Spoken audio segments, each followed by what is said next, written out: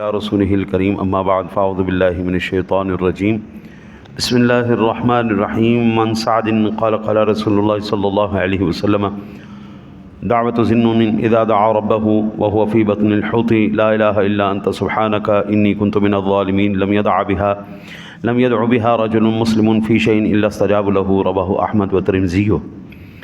حضرت سعد رضی اللہ تعالی عنہ سے روایت ہے، وہ فرماتے ہیں کہ رسول اللہ صلی اللہ علیہ وسلم نے ارشاد فرمایا کہ مچھلی والے پیغمبر کی دعا جب انہوں نے مچھلی کے پیٹ میں اپنے رب سے کی، یہ ہے تیرے سوا کوئی معبود نہیں، تو پاک ہے، میں ظالموں میں سے ہوں، کوئی مسلمان آدمی کسی حاجت میں یہ دعا نہ مانگے گا مگر قبول ہوگی۔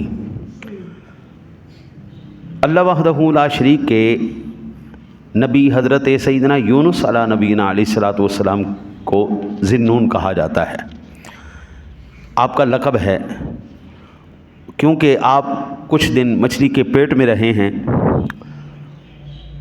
یہ بات ذہن میں رکھیے کہ نبی مچھلی کے پیٹ میں غذا بن کے نہیں رہا، مچھلی کے پیٹ میں غذا بن کے نہیں رہا، وہ امانت بن کے رہے ہیں۔ غذا محلول ہو جاتی ہے، حل ہو جاتی ہے اندر، ساری پروسیس اس کا سارا۔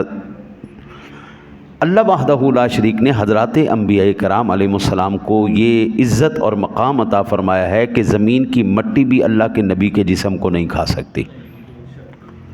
ان اللہ حرم ان تأکل اجساد الانبیاء فنبی اللہ حی، اللہ تعالیٰ نے زمین پر حرام کر دیا ہے کہ وہ نبیوں کے جسموں کو کھائے، اور جتنے بھی 1,24,000 کم و بیش انبیاء کرام علیہ السلام تشریف فرما ہوئے ہیں، وہ تمام کے تمام اپنے مزارات کے اندر اسی طرح صحیح اور سلامت ان کے اجسام موجود ہیں۔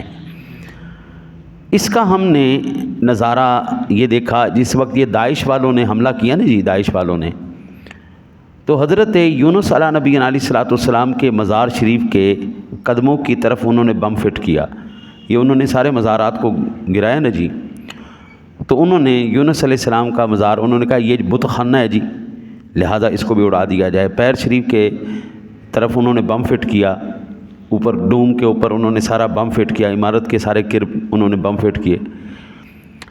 وہ جس وقت بم ایکسپلوڈ ہوئے، پھٹے، تو آپ یہ اندازہ کریں پوری عمارت سوہا ہو گئی، اڑ گئی۔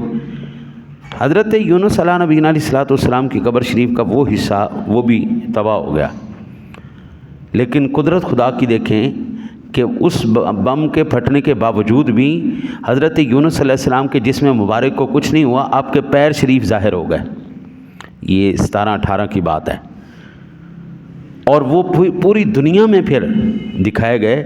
یونس علیہ السلام حضور سے بھی پہلے کی بات ہے، اور پھر وہ جب عمارت اڑی تو اس کے نیچے وہ سارا کا سارا بعین ہی جس طرح قرآن پاک نے بیان کیا ہوا ہے واقعہ حضرت یونس علیہ السلام کا، بالکل انہوں نے نیچے عمارت کے نیچے عمارت تھی، تہ خانہ تھا، اوپر والی جب اڑی نیچے تہ خانہ ظاہر ہوا تو وہ تمام کے تمام نقوش کے ساتھ اس قوم نے جن کے حضرت یونس علیہ السلام نبی تھے انہوں نے وہاں پہ تحریر کیا ہوا تھا۔ قرآن پاک کی صداقت اس طرح بھی ظاہر ہوئی۔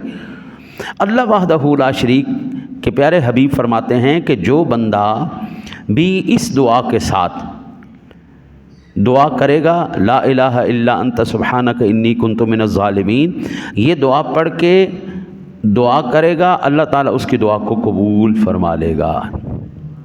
سیب کے اندر جس طرح موتی ہوتے نا موتی، اس طرح اس مچھلی نے اللہ کے نبی کو اپنے اندر چھپا لیا۔ حضرات علماء کرام فرماتے ہیں کہ وہ مچھلی کا پیٹ اللہ کے عرش سے بھی افضل ہے، کیونکہ اس میں اللہ کے نبی رہے ہیں اور زندہ رہے ہیں۔ 40 دن تک اللہ کا نبی مچھلی کے پیٹ کے اندر رہا، تو وہ کہتے ہیں وہ مچھلی جو ہے وہ مچھلی بھی کل قیامت والے دن جنت میں جائے گی۔ حضرات انبیاء کرام علیہ السلام کی شان تو وراء الورا ہے۔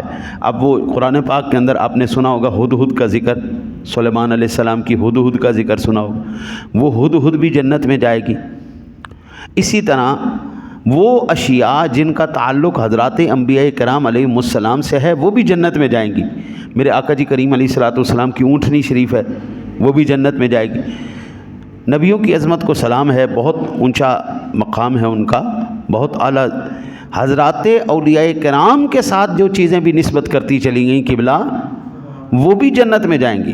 مثال کے طور پر قرآن پاک کے اندر اصحاب کہف کا ذکر ہے، اصحاب الکہف کا ذکر. ان کا جو کتا تھا، حضور فرماتے ہیں وہ بھی کل قیامت والے دن جنت میں جائے گا. ہاں نسبت ہو گئی نا جی. تو نسبت کا میں نے ایک دفعہ جمعہ پڑھایا تھا کہ 19 ایسی چیزیں جو انسان نہیں ہیں لیکن نسبت کی وجہ سے جنت میں جائیں گی، اور وہ تمام کی تمام میں نے قرآن پاک سے ہی بیان کی تھی. جس طرح صحابہ کہف کا کتا ہے، ہاں جی، یونس علیہ السلام کی مچھلی ہے، حضرت سلیمان علیہ السلام کا وہ ہدہد ہے، یہ تمام اس طرح کی چیزیں وہ جنت میں جائیں گی. اس کا مطلب یہ ہوا کہ نسبت بہت بڑی چیز ہوتی ہے. اب آپ اندازہ کیجئے، یہ پوری دنیا کے اندر تقریباً 205 یا 200 کے قریب ممالک ہیں. ان تمام ممالک میں لاکھوں شہر ہیں، لاکھوں شہر، لیکن ان شہروں کے اندر ہمیں مکہ ہی کیوں پسند ہے، ہمیں مدینہ ہی کیوں پسند ہے؟ ہم لاکھوں شہر ہیں لیکن ہم مکہ مدینے سے کیوں محبت کرتے ہیں؟ کیونکہ ان کو ہمارے نبی سے نسبت ہے.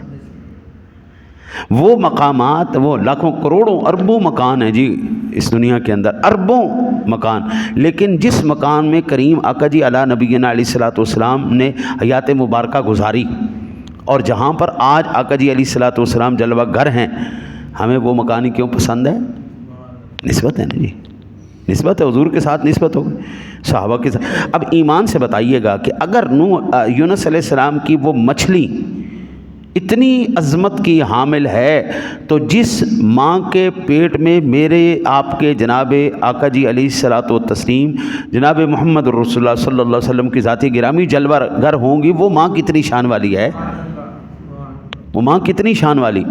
40 دن اگر یونس علیہ السلام مچھلی کے پیٹ میں رہیں تو وہ مچھلی جنتی ہو جائے.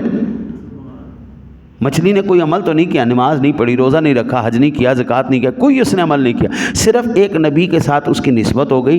اور جس ماں کے پیٹ میں 9 ماہ جناب رسالت مآب صلی اللہ علیہ وسلم کی ذات گرامی جلوہ گر رہی، اس ماں کی عظمت کا کیا عالم ہے، اس باپ کی عظمت کا کیا حال ہوگا.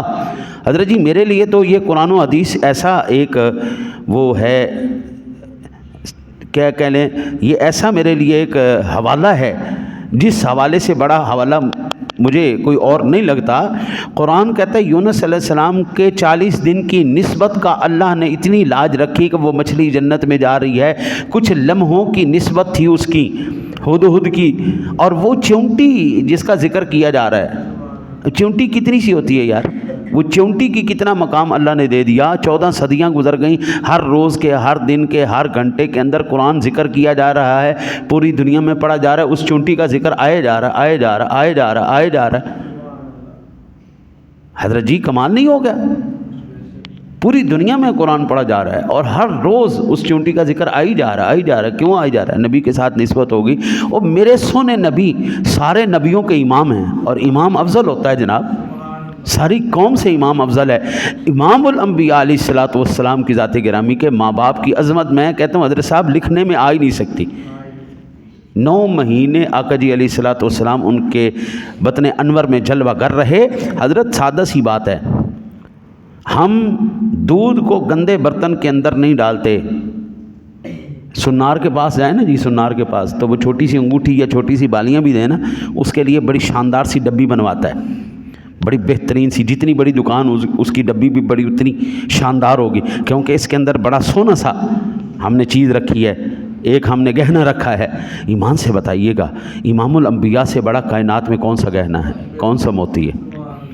ان سے بڑا کوئی گہنا نہیں. تو پھر میرے رب نے جس ڈبی کے اندر اس کو بند کیا ہے، جس ماں کے پیٹ میں میرے سونے رب نے رکھا ہے، وہ کتنی شان والی ہوگی، وہ کتنی خوبصورت ہوگی. نام ہی بتا رہا ہے ایمان والی تھی. میں ان سے عرض کرتا ہوں جو آقا جی علیہ الصلوۃ والسلام کے والدین کو ایمان والے نہیں سمجھتے، میں کہتا ہوں خدا کے بندے हुजूर ने फरमाया माँ बैना बैती व मिंबरी रौदतुम मिन रियादिल जन्नह, मेरे घर से लेके मेरे मिंबर तक का जितना एरिया है वो तमाम का तमाम जन्नत का बाग है। अच्छा जी, वो क्यों बाग है? क्योंकि उस खित्ता ज़मीन ने बार बार हुजूर के कदमान मुबारक को चूमा है, बार बार हुजूर के कदमान मुबारक को उसने चूमा है, इसलिए वो शान वाला और जन्नत का बाग हो गया। और हुजूर का वजूद अनवर जिस अम्मा जी के पेट में रहा, उस माँ का मकाम क्या है? अगर कदम लगने से जन्नती हो गया तो पूरा जिस्म अनवर का बरकतें क्या होगी, शानें क्या होंगी। मैं इतना ही अर्ज़ करता हूँ कि जो जो हुजूर से मिलता गया ना, वो हज़रत साहब फिर हमेशा के लिए यादगार ही होता चला गया। हुजूर की ऊँटनियों के नाम आज ज़िंदा हैं, हुजूर की तलवारों के नाम ज़िंदा हैं, हुजूर जिन दराज गोशों पर आपने सवारियाँ फरमाई वो उनके नाम ज़िंदा हैं, हुजूर की घोड़ियों के नाम जिन पर आपने सवारियाँ की वो ज़िंदा हैं, ऊँटनियों के नाम हुजूर करीम अलैहिस्सलाम के ज़िंदा हैं, मेरे करीम आका जी अलैहिस्सलाम के ख़ानदान का नाम ज़िंदा है। ये तमाम की तमाम ज़िंदगी इनको क्यों नसीब हुई? हुजूर से निस्बत हो गई। और हुजूर से सिर्फ निस्बत ने ये कमाल किया है, जब लम्स हो जाएगा हज़रत साहब फिर मकाम और शान का क्या आलम होना। दुआ करो अल्लाह ताला अपने हबीब करीम अलैहिस्सलातु व तस्लीम का सदका हमें तमाम अंबिया कराम अलैहिमुस्सलाम की मोहब्बत और बिलखुसूस हुजूर सरवर दो आलम सल्लल्लाहु अलैहि वसल्लम की सच्ची ग़ुलामी हमें नसीब फरमाए। अल्लाहुम्मा सल्लि अला सय्यिदिना